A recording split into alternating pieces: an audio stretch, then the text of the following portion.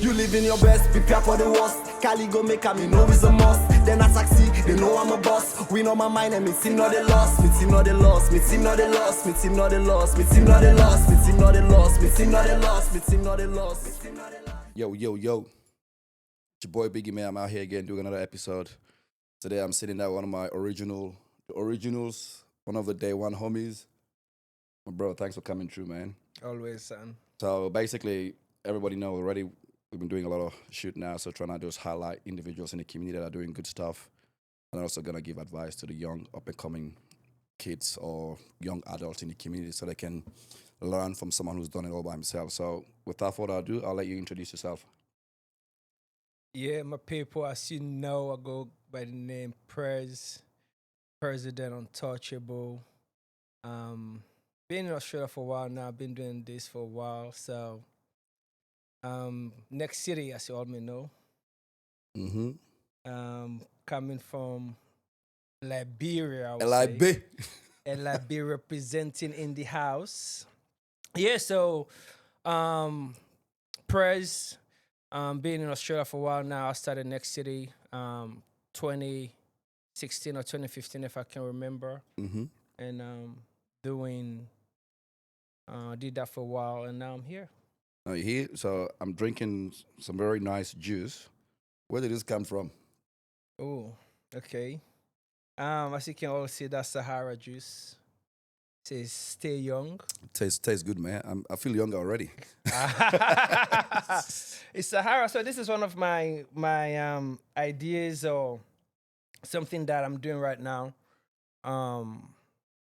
I don't know. That's what the name is, President. So President kind of like does everything kind of thing. So It's Sahara presidential. Sahara is a new movement. It's a new new thing I'm baby. doing. It's a new baby.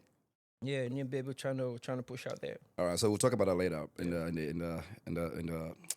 the chat. But basically, I just want to talk to you about. So you came from Liberia. You've been here for quite a long time now. Yeah. So what is that transition like? Being here for what, 18, 20 years now, or 20 plus? 20 plus years, easy. Easy, man. Yeah, 20 plus years. So, my journey coming to Australia is kind of like, I would say it's cool to a point where, I was born in Liberia. For some of you that don't know, now you know it's on record. It's a wax. Because a lot of people want to ask this question. Oh yeah, now they get to know. That's the beauty of what we're You trying to know, do, right? they be like, is this Sierra Leonean? Is it 'cause Liberian? A lot of people associate with Sierra Leone, Yeah. not so much Liberia. Yeah, so yeah, exactly, because of obviously it's our background. That's the funny thing about Africa, you know. Yeah. It's just a shame that it's been divided the way it's been divided because I can go to Sierra Leone, nobody will tell me, say, no, you're not Sierra Leonean. Okay, because there's no difference, right? Just even my name, Yeah. you know what I mean? Yeah. Yes, I was born in Liberia, but with a Sierra Leone background and heritage. So, excuse me. So being a Sierra Leone, we all experienced the war, obviously. Most of us, kinda. And then from there, went to Guinea and came to Australia. Oh, Guinea. How was Guinea, man? Because I was in Guinea too for probably. I was there for 6 months. How was it like when you speak? When I was there, When you bruh. speak Creole, they think you're speaking English, right? How was it? Like, you feel like a celebrity, or how did you feel speaking English that they were struggling? Because I know a lot of when I was there, it was pretty strange. Like, people hailed us speaking Creole, but wasn't even speaking proper English. Yeah. And I imagine you to talk better English. You go there, hey, you gonna be crazy. Yeah, man. my experience in Guinea when I was in Guinea was a bit of a bittersweet. How long were you there for? I spent a couple of years in Guinea in and out. So we went there the first time the war was in Sierra Leone. Yeah. We escaped to Guinea, we lived in there for a little bit. Went to school in Guinea for a little bit as well. Shout out to Hallelujah International School people. Big French. You know, donc on est là, mon pote. On vient d'arriver. Quand je rentre en la Guinée, c'était très difficile pour moi parce que. There you go. And then you did a bit of you speak a bit of so as well, yeah? I speak so. No, the thing is with so kind of like language. If you don't practice it, you lose them. Oh yeah. It's kind of like our native tongues as well, like the Mendays, the Timinis, and all that type of shit. Like, you just really, you lose it. Like, I was very shocked that You speak better Mende than me. Oh, bro, like I was forgetting Mende. Right? Like every time we Like, talk on the phone, you talk in Mende. Yes, because I want to keep practicing it. Bro, I'm not really good at it since day one. You know what I mean? Like I actually start speaking Mende. Yes, I went to both school. I picked up Mende there, but when I was in Freetown, I did not speak about Mende. Yes, I grew up in the Mende home, but it was not really kind of something that was practiced at home. Oh, really? Yeah, because me, I don't really speak Mende that much. Yeah. Like, I think I just love languages. I just love to learn language, to be able to kind of like what you say. understand the people better. You go for mingle in. So you can interact with people everywhere. Yes. So you want to be Mr. President, like president of the world. You go to Liberia, I go speak Liberia English. You go think say me na Liberia man. Bang. Nigeria man can we go talk. They talk the pidgin like. We go talk pidgin well. But that's good. Africa is beautiful, man, because we have all these different languages, but we're so unique, but like we're so together, but so divided. And so talk to me now about Australia. You've been here for 20 years. Let me go back to that point. Yeah. What is the integration process and what have you done to get to this point where you are today with regards to being here, migrating into Australia, learning the Australian way? What is that process like? I think my process in Australia has been opportunities given. Yeah. I think it's a place where you can really achieve things that you set your mind to and it's given to you compared to most other countries. Yeah. And I've had my own share as well in Australia, the good and bad. But there's some positive I can take, and there's negatives that have been given as well. Yeah. But you cannot really put that brush on everyone in the country. Yeah, but that's the thing where So everybody my is journey, like one umbrella. my excuse me, my journey has been kind of like I would say good and bad. I got opportunity to start a couple of businesses here. Yeah. And as you know, I think my first business was a cleaning business. Passion Cleaning Services. Passion Cleaning Services. Look it up. www.passioncleaning.com.au. So I started Passion Cleaning. I did Passion Cleaning for a while. I still have the business going. So that's a place again where cleaning in Africa could have never thought about it. Yeah. You know, because that's what they teach us in school. You go to school, get a job in the office. No trade. Yeah, so I'm kind of like that businessman. So I've done my cleaning business for about 14 years now, 13, 14 years. Yeah. And it's still going. So those are the kind of things that you see in Australia that you can say, yes, it's a good country because it gives you opportunity to be successful at something that you put your heart into. Exactly. And then also I knew you were doing I know we're going to break down all the businesses you've done, Mr. President. So we're going to touch on everything. Let's and go then for from it. there, I remember you were doing Next City. Yeah. Sky is not the limit. Sky is not the limit. I guess we're going to space, right? And you limit yourself. That's a good thing as well. You know what I mean? Yeah, because so, you don't want to limit yourself. Yeah, because I remember Next City started, and you started doing big things. Because I remember one of the biggest things that you did with Next City was to bring Patoranking. Shout out Patoranking. He probably don't even remember us anymore. But we brought that man here, right? Yeah. So tell me, what was that process like? Like a young black man bringing an artist into Australia where you probably might not have a bigger stage, a bigger crowd to be able to sell out. How was that process? And would you do it again? So I think I had a vision for Africans in Australia. The time I was going out in the city, we were being discriminated against in Australia as black people. Yeah. And in the early 2000s, most young guys, they used to go out. Definitely, you go out, you dress up, and then you go to the door. You be like, "No, you can't come in. You dress up so nice. Yeah, you rock up to the club. Maybe you want to see somebody in there. Be like, no, it's not because you don't dress nice. You didn't dress nice. It's just discrimination, It's and just because you're black. And they have different ways of doing it, so it doesn't look the same. Oh, you have to wear color shirt and stuff like that. So all those kind of things. Represent color shirt, man. And then they had the other one as well. You got sports shoes on. Yeah. Oh, too many guys in the club. You So can't many wear hats. crap Like there's so excuses many excuses they used to give to us. that and then you stand there for like 10, 15 minutes, right? And 20 you see, minutes at no, least. and then you see somebody walks out with the sports shoes With the shorts. and shorts. You'd be like, what happened here? You know? And the security, nah, we're not gonna let anybody into that. So experiencing all of those kind of things and stuff like that. So Afrobeat start getting waves, Yeah, and Patoranking was coming up, and I got a friend in Perth, Yeah. that reached out to me and say, there's this deal if I want to jump onto it. yeah, So I said, why not? And we jump onto that. We did that. We did it in Sydney. But mind you, back then there was the amount of Africans now in Sydney were never that much. it's gone off like tenfold. It's quadruple, I would say. Yeah. So it was a tough gig to put together because the money that was invested compared to The crowd or the the audience. crowd or just the population as well that we have at that time in Australia was very kind of like minimum. So we went through it. It was something that I would do again. I would do it, but maybe I would do it in Africa. Yeah. So you think the market is not still that big yet for you to be able to? Because don't forget now, you get in this guy, you're paying 6 figures, right? Yeah, So you need, if you're selling ticket, what, like we say, 60 $50, $50. You're gonna need to have like a lot of people, man. To cut even. That's the break even, right? And that doesn't include the cost to keep him on the plane. Yeah, So that's a lot of money. So you think doing this, Australia is not ready yet for this massive stage that we have? Because they play Afrobeat everywhere you go right now, right? yeah. I'm talking about like you go to retail stores, they're playing Afrobeat everywhere in this country.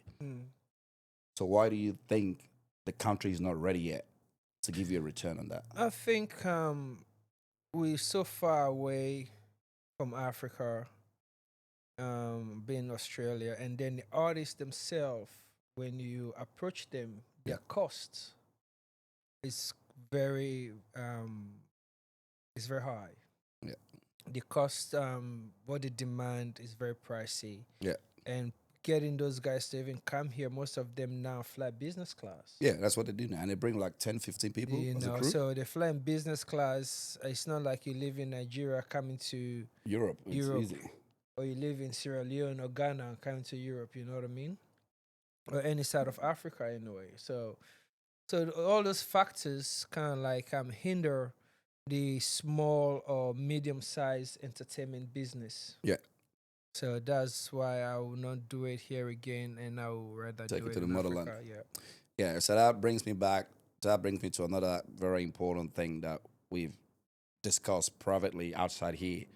So, what do you think the opportunities are out there for everybody doing entertainment or anything that they're doing? But before you answer that question, I want you to tell me about this new baby, man. How did this came about? Sahara. Okay. Sahara juice. I've been juicing for a while. You've been juicing for a I've while. been juicing for. I've been juicing for a long, long time. Is it to put on size? No, I've been juicing for a long time. So there was a time where I think I came from playing tennis. I was just like Playing tennis? I play tennis, bro. I came from playing tennis, so went upstairs, kind of like feel a little bit kind of like lazy to juice that day. Yeah. And I went downstairs, tried to get a juice, and I actually could see the lady processing the juice for me, and I think I paid $8 for that. And $8. and I was like, wow, okay, I can make this into business. So that's where the dream, that's where the vision Yep. became reality. Yes, and So you saw something and you saw a market for it. I saw a market for it, and so I kind of like one thing about me creating businesses is kind of like there's certain things I look for. Listen to my inner feelings. Instinct is. My instincts. You can't run away from that, man. Yeah, I really pay attention to my instincts. So when I had that intuition to kind of like do juice business, And you pursue it. everything just kind of like came into play. Yeah. Like the name Sahara. Rough. You wanna make this Sahara very, very. You wanna take some juice to the Sahara. The Sahara still young, by the way. All right. So the name Sahara, when Sahara came about, the first thing I did was try to get the URL, Yeah. the socials, and ASIC. Because this was a name that just came to me like, You gotta get it done in there because somebody else might have the same. yeah, it take was away just from you. like, and that's the way I've literally done most of my businesses. Like that inspiration, follow my gut instinct. And then once the name came up and I started acquiring the socials, like if you go on Instagram right now, it's not Sahara dot whatever underscore, anything like that. It's Sahara straightforward. juice. Straightforward. That's it. Easy to find. Easy to find. And for me, those are very, very important. That's a key, man. Like even this name that I got, Afro Aussie, I went and look. I'm like, okay, this is mine. You know what I mean? You can just get everything just fall in place. That's when you know. That's when you know it's email right. addresses and stuff like that. The URL, I bought the URL, I bought .com.au, you name them. .nz. You know, so, and so far so good. People been loving it. People been warming up to it. So how can people support this business? So at the moment, we're doing the small markets. We gotta start somewhere and understand a lot of things, like still kind of perfecting the science behind the drink. Yeah. And shortly, we hope to be in supermarkets and stores. That's pretty good, man. And so we're working on that, and we don't want to rush it. So for now, we're getting people to get used to the drink. We'll do markets, we'll do private events. So if you have a function coming up, you don't want to buy Coca-Cola and stuff for your kids, you hire us, we'll pull up. We'll have a nice van or trailer, I can call it. Yeah. We'll pull up, we'll serve your guests. That's pretty good, man. I'm very impressed with what you've done so far because you've done a lot of different businesses along the way.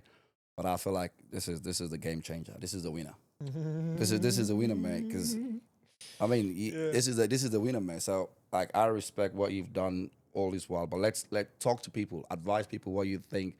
Like it doesn't, because I know you like sports, you like entertainment, you are pretty much into everything. Like you call yourself President. How do you spell it again? Without the Everyone T. know. Without the T. Presiden.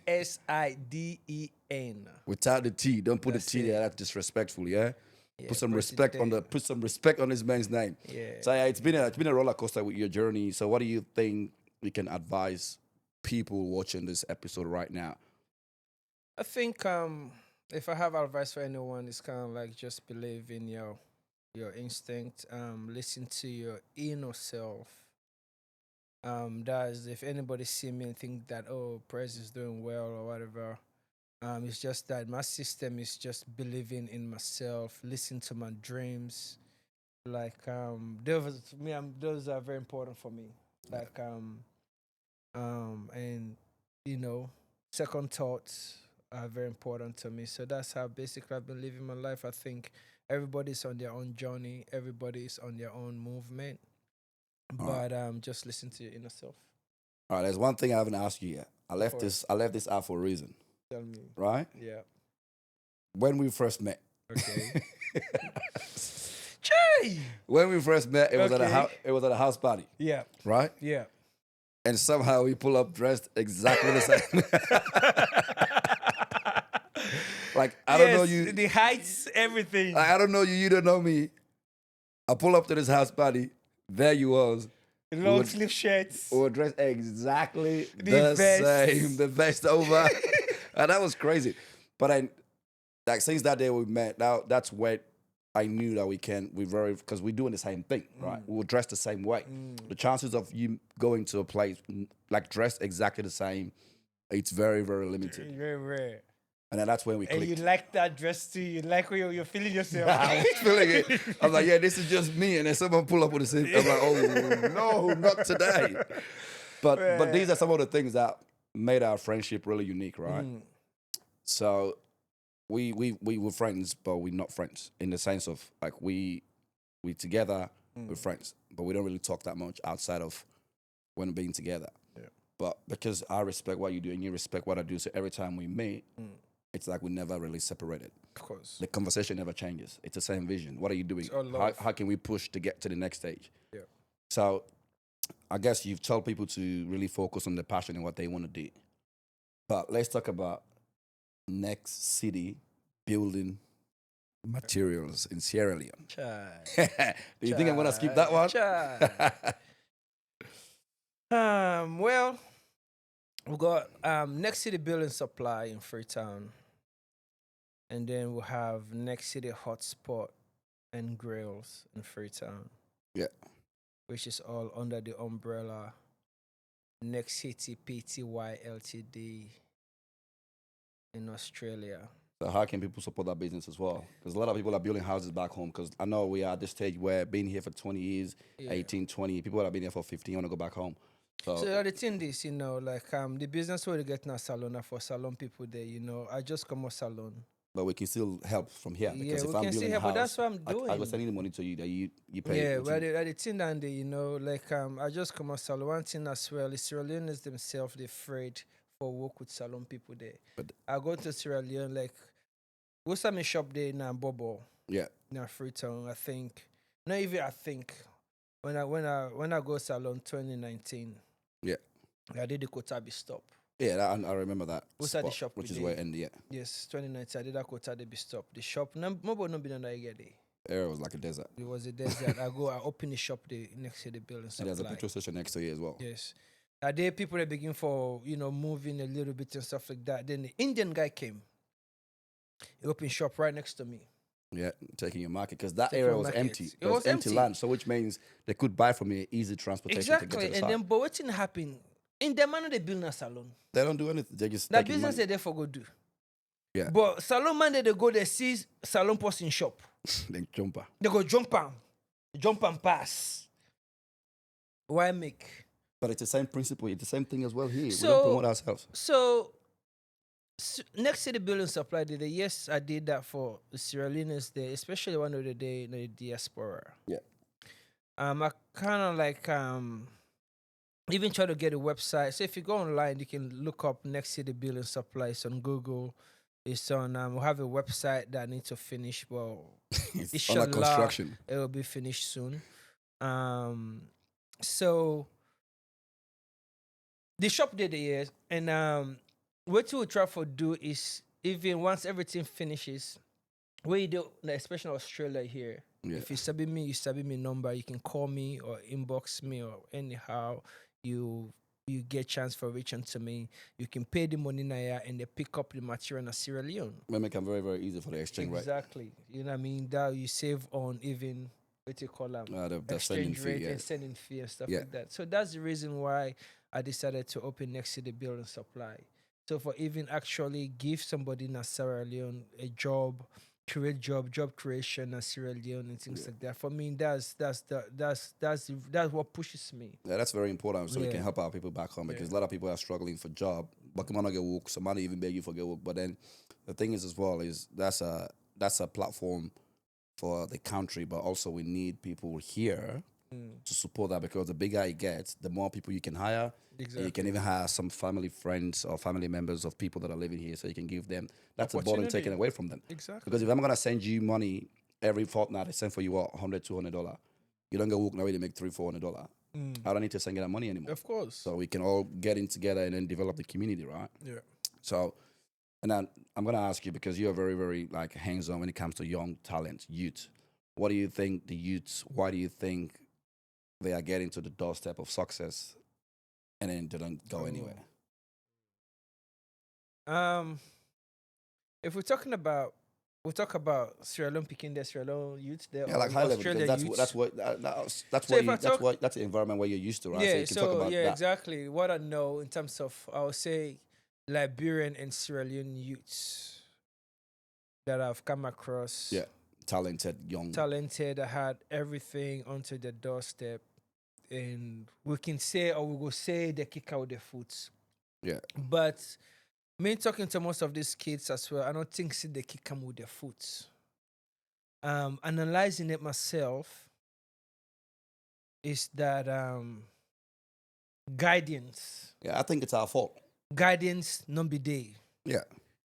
not even our fault as a But people maybe ahead of older us, than people over them, us. but it starts from home. Yeah. It starts now the old suicide commutes. You know what I mean? Yeah. Most of the bobo they are the problem where I think say no they don't push is that they will say, oh, you know, they listen to it when begin makes more money no more, you know, they listen to it, you don't listen to I it. know it's a big man. At least, yeah. Yeah, I think it's that love. They're picking that can some of them they can don't start for make money. Yeah. But the parents were never around when they even had love for the sport. And even when they go training, when they go trials. When they go for trials, they don't follow them. When they go for game, they don't follow them. Like I know for say Boku mama and papa they didn't the Sierra Leone like brown community there. They don't even go to the African tournament. Where they picking they play soccer or they play music, where they do something, Some talent. just something that he want to pursue. No parents, no, I won't say no parent. I'll take that back. Only few parents Yeah. actually support the kids, Yeah. And that's very important. and that if that is missing, they're gonna get lost. Yeah, because you're gonna get guidance from people who don't care about you, that want the money. They're just the money. They're there for the money. And sometimes some of these kids, especially the kids that got lost, that went to the doorstep, and kind of like They touch the money, they touch they the touch success. the money, and then kind of like they fade away. It was the guidance, bro. Yeah. So I think like what you said is very important because people like me and you right now, we've lived through this process. We've done things that have put us in this stage where we can go back and give knowledge to these kids so they can succeed for the next part of their career. So most of them have no bounce back. Like everyone that I know in the community that have touched the doorstep of success that fall back, they have no comeback. What will you say about that though?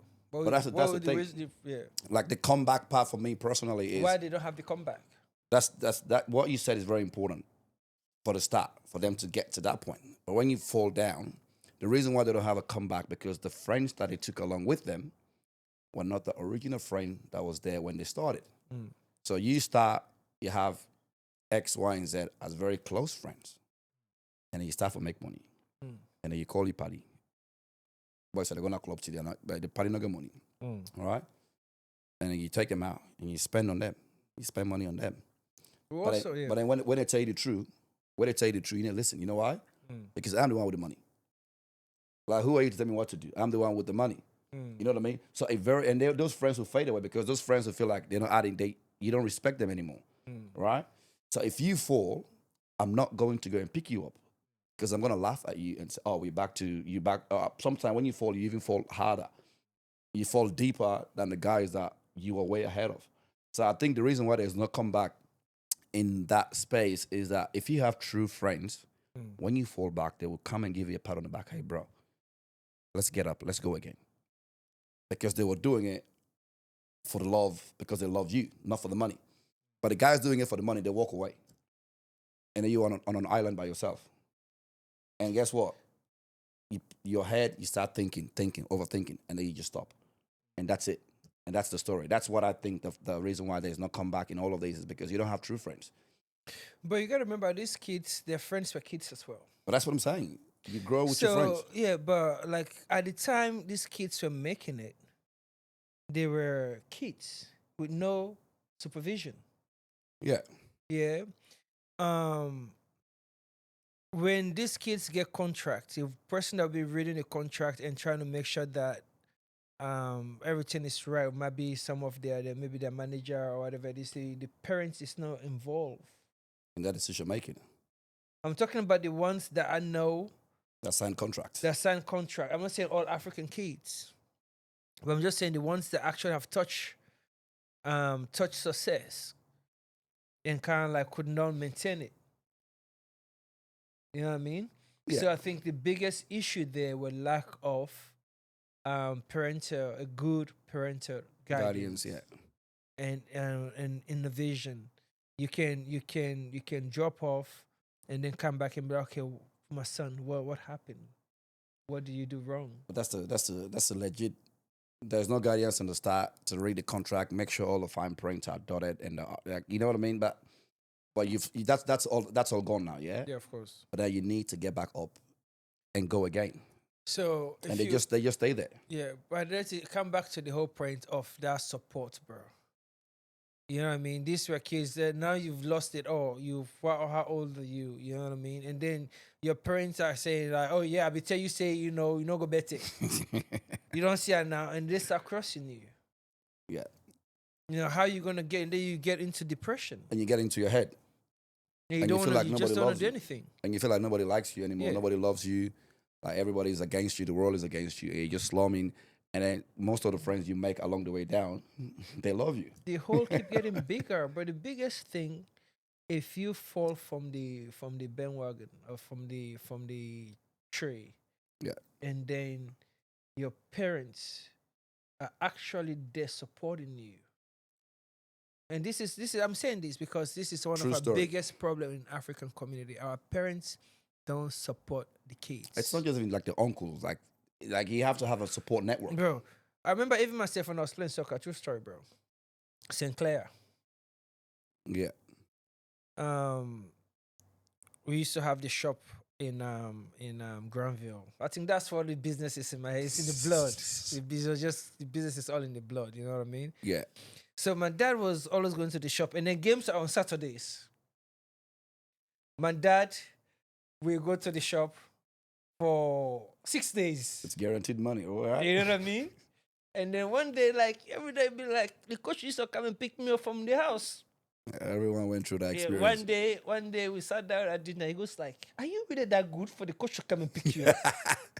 Say, daddy, because he said the coach can't pick me up, you know.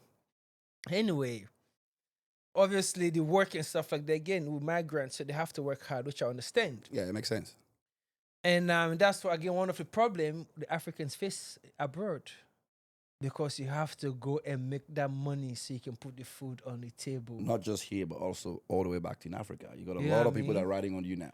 Exactly. So anyway, but still, that should not be an excuse. So I remember my dad came to watch me play one day, bro. I cannot forget. Those were the best game I've ever played. Yeah, it gives Just you, because my dad was there, I was just trying to impress him. it gives you extra juice. Extra juice, you know? That's good, man. That's good. So yeah, Perez, it's very interesting what we talked about with the level of fall. Because if you fall and you have parent there to hold you up, you're not going all the way to the ground, right? But if you don't have anyone there, now you're going down. So like you said, it's a fault of the parent. So what would you say to the parent out there and how to handle this type of situation doesn't happen again? As I said, I think parents don't listen to what the kids have to say, or they don't pay attention to the kids' liking or interest. I'm sure when you have a child, they start showing you, or they start for lack of better words, they start to portray some kind of liking into either sports or some kind of activity. Yeah. So one thing we don't do, or African parents don't do, is to actually kind of like try to pay attention to it and nurture that skill or that talent the kids have. So they think that they have to lay down the rules for the child. Yeah. And if the pikin not listen to the people there, what to get in the king. Yeah. The pikin go be, you talk back, this and that. Then they start labeling you. Yeah. So that's something that we really need to kind of like, or the African parents need to really kind of like pay attention to and try to eliminate and actually see you be kid, encourage your team to do, because work or success is not just it's good that education is good, don't get me wrong, but most of us don't see for say not to for whole school to make you successful. If you can read and write, I think in this 21st century you'll be good. Yeah, but funny that you touch on that, because from my experience in this country, like a lot of families will get their kids to do exactly what they do. Say, for example, if you come from a family where everybody's a tradesman, your trade is what you do. If you come from a family that's doing that's education, all about education, that's what you do. If you come from a family where everybody's a nurse, you have 10 nurses in the house. If you come, so like what would you say to that? Because I remember yourself, you went MIA for quite a while, and your father is a very successful businessman in this country. Yeah. So talk to me about that. I think my dad had his own plan before even coming to this country for me, and like what I said with my they go.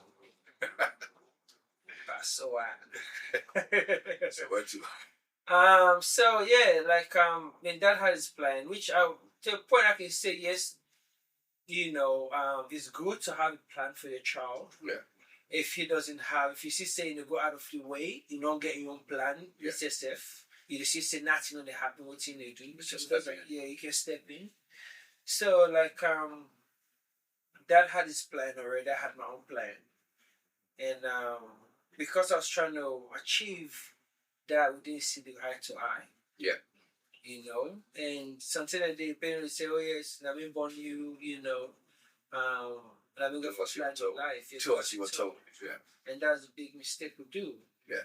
And then, so because of my dad was like that, my own experience, we kind of like went each other ways and stuff like that. So I grew older, and he grew older as well. And he kind of realized that I have to go out and make my own life. I have to go out and do my own thing. Just fully passion. And and then today we're best friends. Like I look exactly like my dad. We have a similar personality, no joke, bro. But it's always been like that because it's Yeah. family, right? Because Yeah. at the end of the day, everything you did, he was a businessman, a successful business owner. And he wanted me to be successful. But he wanted a different path for you. Yes, he wanted. You think But that? the end goal is success. Yes. It's just how you get there. Yes, So exactly. you use a different road and you get there and you've been both met at the same point. Yeah. So, but we lost certain things along that time. Yeah. That you can never make up We with. can never make up for. So that's what we need to then avoid as African parents. You say if my dad listened to me at that time and actually encouraged me or gave me support, we could have been different. People might think, oh, the person's doing okay or he's doing well or whatever. This man could have been way better. But like you say, guidance is very Yeah, important. it could have been way better. You know what I mean? It's not guiding doesn't mean that you dictate. You tell them what I tell you for do. That's why it's called like democracy, the dictatorship, right? You know what I mean? So I think that's the problem with the parents. The parents just need to focus, not focus, but pay attention to the skill or the things that they're picking. Like if you like for read, buy a book they for. Yeah, just the little details. If you know for students that pick like for read, like whatever it can take, join him to the book club, pay that money in there for making go to the book club. Yeah. Surround him with people that love to read. If you love to run, to play sport, like nurture that talent. Like I did another interview as well, which is already on, but I spoke to someone who's very close to me personally. Like her parents paid money for her to go to different agencies to be able to achieve what she wants. And now the parents are very happy. And she's at a very young age. So that's the type of support that parent needs to give to their children to get to the next stage. Now because in the African community there are a lot of people that are here that are not living with their immediate families, right? So what would you say to people like that? And do you have any examples of someone you know that's been in that type of situation that has failed? Well, not failed, that hasn't made it yet to where we think his talent will take it if he had a support. I think so. I think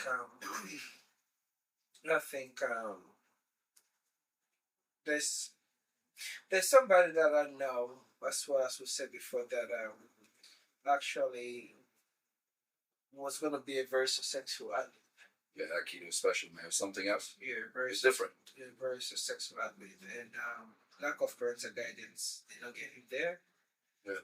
And like I think eventually they'll come on stage. They'll come here on this show. Yeah, they will tell their stories, And man. they will tell their stories themselves. But I think, for example, I got something to say, right? Like my son.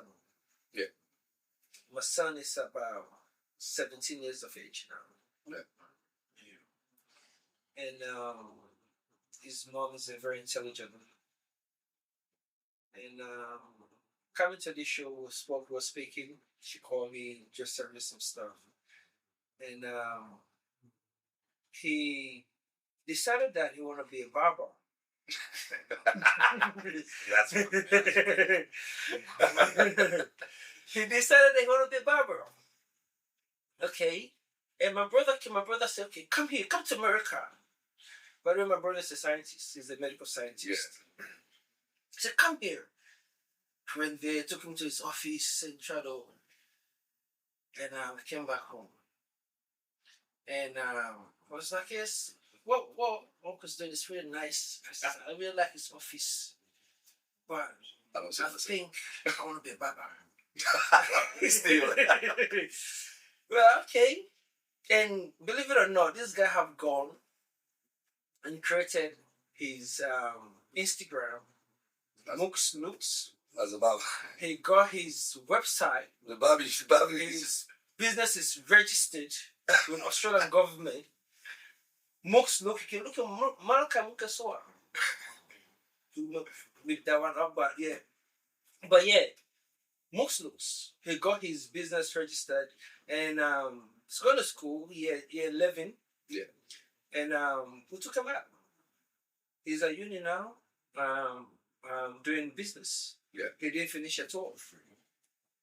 So we skip him, took him out of year 11. Yeah.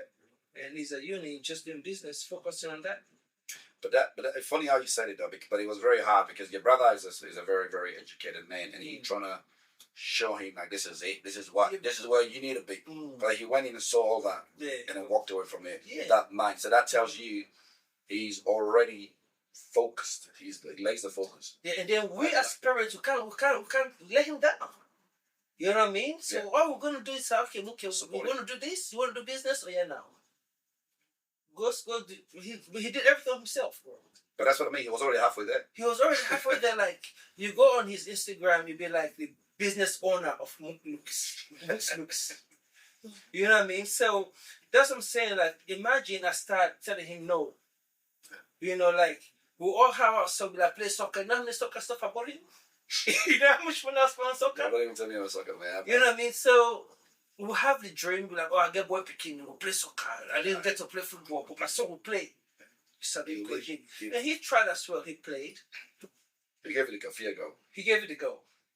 Well, this kid, that's what I'm saying, like, you just gotta give them the freedom and see what they like. Yeah. And he love business, bro. Like, and that's the support we gotta give them. Yeah, it runs in the family. So basically, it's very hard to see a lot of parents don't support their children, whatever they're trying to do.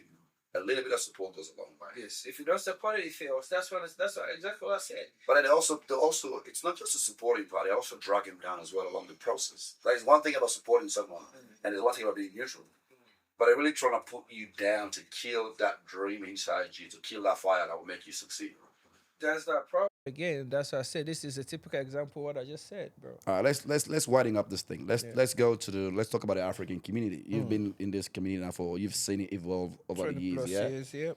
You've seen it go from a very, very small group of people to now we have a massive group of people. Now we have kids like my kids are not born back we then. have kids that are now we have kids now that are like 20, 25 that were born and raised here. So all they know is Australia. Yeah. So let's talk about the African community here. We are a very, very big group, I'll call it group of people in a community that's segregated differently. Like every country is like in their own little blocks. Yeah. But when we walk on the street, when somebody else sees us, they see us all as the same. Yeah. But we have so much variations, different parts of different. Even now, for example, Sierra Leone, we have 16 tribes. So, what do you think is stopping us from us getting together and creating a massive hub in Australia where we can all succeed and support each other? I think it comes from the top. When I say the top, the so-called African Union, which is doing nothing. Is that thing still around? Oh, bruh. That's a whole subject or topic on its own. You know, where can I start? But why do you think we're so divided? But yet, Because we're all that's the the same. but that's the like we are divided. First of all, we can blame the division that has been placed in Africa By from colonization. the colonization. Yeah, but in that we're trying. African Union was formed before European Union, if I can remember. If I'm right, I must tend to be corrected on that one. But I think the African Union was Been around longer. formed before European Union was formed. You know what I mean? You see the difference? But European Union is still, everybody knows it. See, when the flood happened in one of these European countries, Yeah. European Union say we give you guys $5 billion to go and fix. Like country. what's happened with African Union? So I don't think we have to blame the individual countries so far because we have representatives that should represent us, that should kind of like guide us. Yeah. You know what I mean? I think we should start asking African Union what they're actually doing. For Africa as well. And that will spring into overseas. You know what I mean? Like what are they? What's their job? They're there to get So that's paid. what I say. This is a whole different topic. You know what I mean? And until that is right, somehow we will not really have something to stand off to start off because So we don't have a we can foundation. say we don't have a foundation. We don't have a foundation because like we can try to be like, okay, get the Congolese people to come to the Liberian party. Even in the nightclub, they be like, oh, there's a Congolese artist, I'm not going. Yeah. That's There's a exactly. Liberian artist, I'm not going. And then you go up to some random club. You go and you worked all 20 hours. You go and spend $200 in the club. Who owns the club? Somebody else. And the money is leaving our community. Who owns the club? Because that's the thing. If you go spend money at an African club, that money stays in the community, Of right? course. But if you take the money out, you give him money out. So we work hard So to there's bring no money in and send it out. process, bro. The African Union is doing nothing till African Union really kind of like put this crap together and start working for the people of Africa, and then we can actually start coming together. They should be setting the bar. They should be making rules. Yeah. They're doing nothing. How can you have a whole organization like that and still begging money? So if your dad is begging, you couldn't be a beggar now yourself. Yeah. Yeah, but that's the thing that we're praised. We know the thing is I don't really want us to really worry too much about the history and the foundation, right? The knowledge you have now, we can pass it down to generations. And this African Union, we don't need to worry about them. They can worry about themselves. But here in Australia, with us in Australia, let's forget about the bigger union, yeah? Yeah. Let's talk about us in Australia, right? Yeah. Like you said, Congolese event, Liberian event, Ghanaian artists, I'm not going, yeah? Why are we still divided overseas now? Let's forget about the African Union. We don't need them. But we here, what are we doing for ourselves to get together? It's a progress, yeah. Yeah.